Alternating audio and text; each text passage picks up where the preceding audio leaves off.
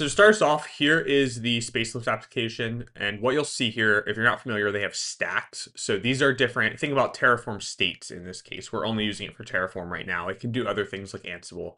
But in this scenario, we have our Spacelift Monorepo, which I'll show you over here in my VS Code. This is one large infrastructure repository that everything happens in.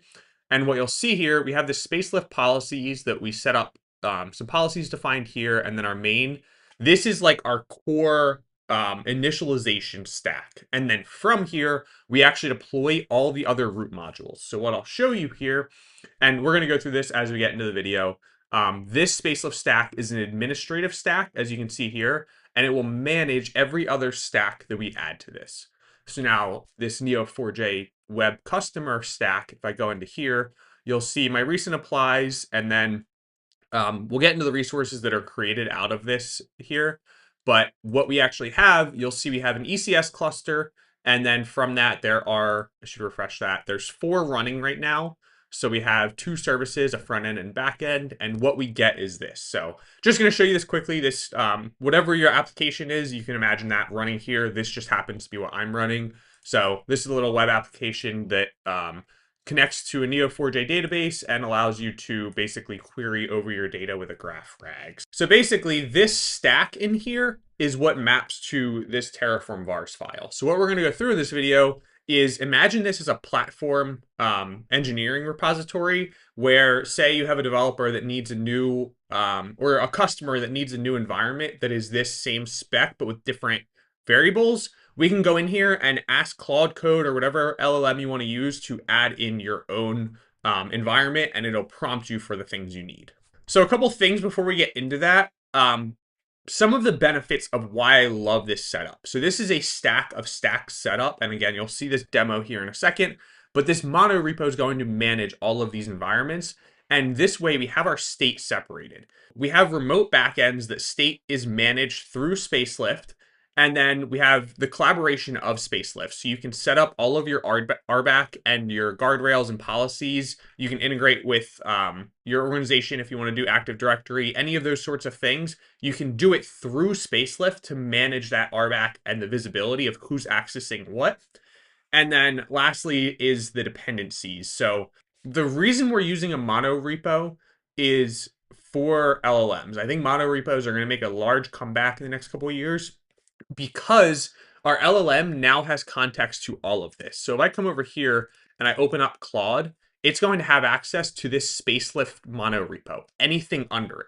So if all of your infrastructure is separated, you now have to basically tell it how to interface with other things. Whereas in this case, it sees everything. If I have a networking stack and I have an EC2 stack and an ECS, it knows all about that from this monorepo. But when you have a monorepo, you don't want all of that managed in a single state, because then you can run into issues of blast radius if you make errors, or when states actually get too large. I've seen it. We had like 2,000 resources in a state once, and it would just lag. It would take like 15 minutes to do a plan. So you really want that isolated state files, which allows us with this stack here, but still having that monorepo for the LLM to be used. So with that said, I'm going to go ahead and ask for a new customer to be added. Okay, so what I'm going to say here is, can you add a new customer? It's for client ABC Productions, and they need a Neo4j application. Now, the interesting thing here, you'll see it's going to ask me for some information. The way it will do that is through the Claude MD. So I've already updated my Claude MD so that anyone using this repository has these instructions for Claude. And some of this, we don't need to go through all of it, but you'll see it gives basically the architecture, understanding of what we're actually doing here, how the repository works so that it knows that and doesn't have to figure it out every single time. And then if we look here, we have adding a new customer environment. So this is telling it what we want it to do. This is exactly how to add it. And then there are also some clarifying questions. If I go here, when adding a new customer, ask these questions. So we want to know what's the customer and what environment is it? Is it staging, dev, production, etc.? We want an owner email address and all of these questions below. So it's going to basically, if you don't give these up front, it will not add it unless you have these. That is something you really need to guide the LLM, because if you require these values, but you don't tell the LLM you require them, it'll catch some of them, but it might just make up values, and you want to remove any possibility of making up those values. So we'll get in here, and here we have now what environment is this? So I'll say it is development. We're going to say high data sensitivity. Let's see. Yes, I have them ready. Actually, I'm going to say use the same as the other environments. So I already have secrets in Secret Manager, so I want it just to use them. No custom domain, and yeah, we will submit that. And so we'll give that a second again. So that is one of the things that we have going. Now, the other thing is, if I look for MCP, I have set up the Spacelift MCP server. So what this will do is look at Spacelift policies. So this is where these guardrails really come into place. I have defined policies over here, and let's go look at them quickly. So within Spacelift, I have 3 policies currently set up. We have cost control, which if I go into here, you'll see it's going to make sure that you have, for every service in ECS, you have to have at least 2 to make sure it's highly available. That's not full highly availability, but for this demo. So if I go in here, you'll see there are 2 replicas of each of these. And then other parts of this policy is the task configuration. So basically, if it seems like the expensive or the CPU and the memory are too high, then it's going to just warn you. It won't error, but it's going to say, hey, double check this, make sure you're not making a mistake. Other things, required tags. So this one's really important. I see a ton of AWS accounts, especially being a consultant, that don't have tagging set up, and it is so crucial. So we've defined here what resources should be tagged, and then of those, what are the required tags? So if I come back here to my cluster and then go over to tags, you'll see all of these values are set, and this will error if they are not set. So we will not allow you to build unless you set those tags.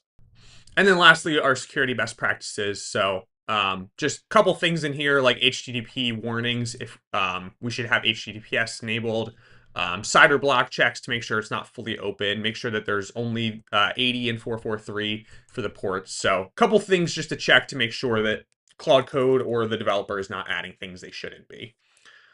Let's see. I will add my email. We'll say that we're going to build this to engineering, and let's submit. And so now while that is running, I'm going to show you just what that MCP being added looks like. Let's add this here.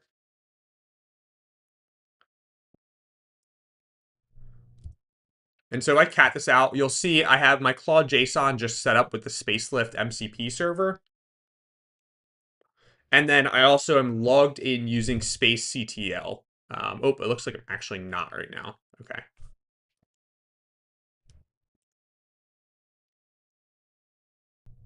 Okay, so I just logged in there. Now if I do this, you'll see here's the account that I'm logged in as. So good thing I did that now. This is going to allow it to reach out to the MCP server and check those policies. So now it's saying, do you want to create a new TFRs file? And yes, I do. That name looks good. So what this will do is it's actually going to add a file as you see here. And here's all of our values. The Terraform now, the stack of stacks automatically picks this up. So within our main.tf, you'll see we are actually checking for each value of TFRs. It will look for all files under here. So the root modules basically deploys the type of infrastructure, the module that we're deploying. So in this case, it is the child module of Neo4j Web. And then for each environment, if you just add a TFRs file, it'll add a stack for us. So this looks good. Let's go back to Claude, see what it says. No, don't worry about trunk right now. So that looks like it's good.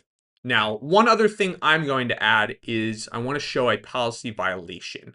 So down here, I have policy violation.md. I'm going to change this to tfvars and then drop it in here.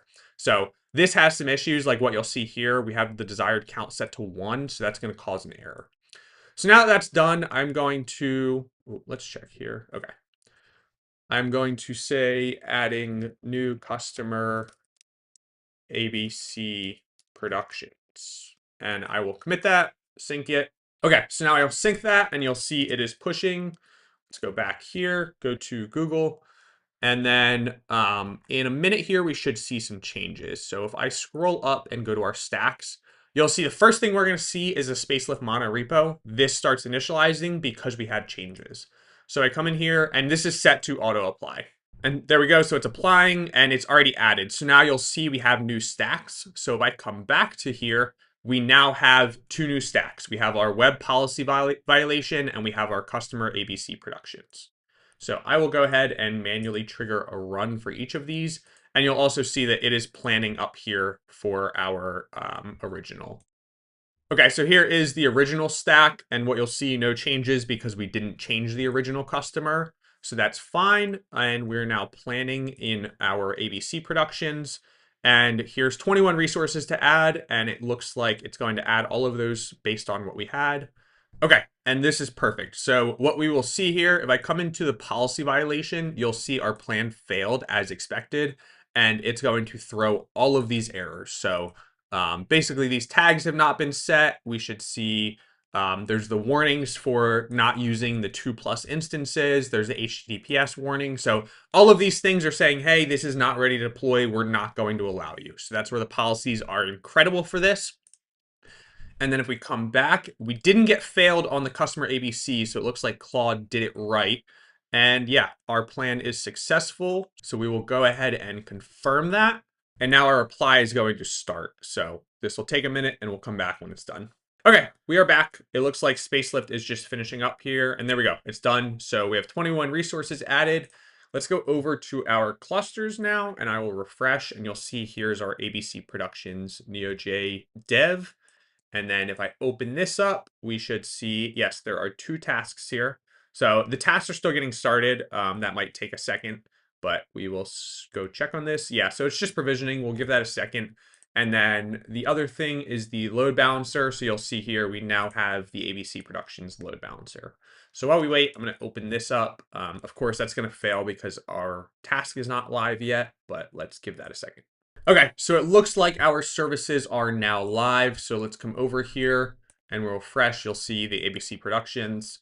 And then it looks like we are connected. Let's come down here, select our model, and I'm going to chat. What is Ernest? And there we go. Tells me what Ernest is. So that is how we can add these things with Claude Code very quickly.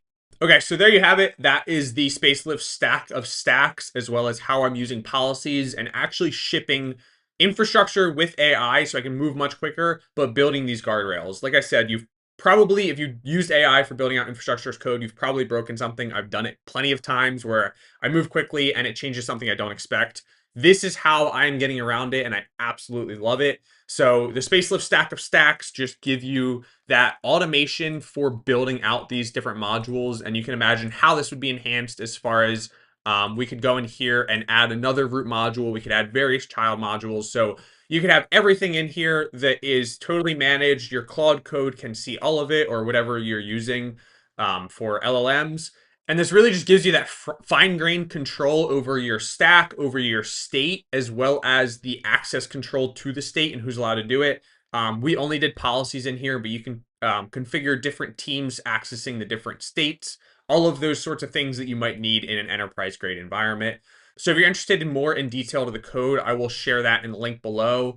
Again, shout out to Spacelift for sponsoring this. I will leave a link to them in the description, so go check them out.